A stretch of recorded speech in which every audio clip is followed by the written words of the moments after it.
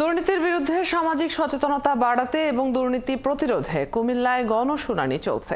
এতে অংশ নিয়েছেন কমিশনের চেয়ারম্যান ডক্টর আব্দুল মোমেন। সকাল 10টা থেকে কুমিল্লা জেলা শিল্পকলা একাডেমি মিলনায়তনে চলছে এই গণশুনানি।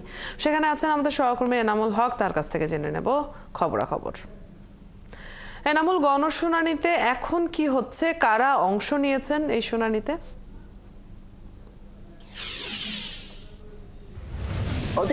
ইতিমধ্যে গণশুনানিতে বাক্যাবাদ কর্তৃপক্ষের সাথে বাক্যাবাদের যারা বিরোধ ছিল, যারা মামলা ছিল, সেই জটিলতা ইতিমধ্যে নিরসন হয়েছে। সেই হিসেবে এখন চলছে বিদ্যুৎ বিভাগ। তবে আপনাকে জানিয়ে রাখি যে শুরুতে স্বাগত যে বক্তব্য দুর্নীতি চেয়ারম্যান তিনি কিন্তু বলেছেন যে একটি দুর্নীতি দমন কমিশনকে একটি স্বাধীন কমিশন হিসেবে তিনি আত্মপ্রকাশ করতে চান। সেই সাথে দুর্নীতি কর্মকর্তা যারা আছে কমিশনের তাদেরকে আরো সক্রিয় ভূমিকা পালন করার কথা বলেছেন। আরেকটি বিষয় তিনি উল্লেখ করেছেন, 5ই আগস্টে যে আন্দোলন হলো, যে আন্দোলনগুলো হচ্ছে, সেই আন্দোলনের মূল কারণ কেন তিনি উল্লেখ করেছেন।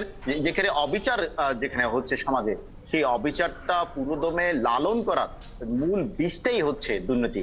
দুর্নীতি যদি বন্ধ না হয় তাহলে এই অবিচার কিন্তু সমাজে থেকে যাবে। সেই বিষয়গুলো তার স্বাগত বক্তব্যে তুলে ধরেছেন। ইতিমধ্যে আমার পার্শ্ববর্তী শিল্পকলা একাডেমিতে সে গণশুনানি চলছে। গণশুনানিতে কুমিল্লার সকল সরকারি, আধা সরকারি, বেসরকারি প্রতিষ্ঠানগুলো যেমনি রয়েছে, সেই সাথে যারা অভিযোগকারী রয়েছে তারাও কিন্তু সেখানে তাদের বক্তব্য তুলে ধরছেন।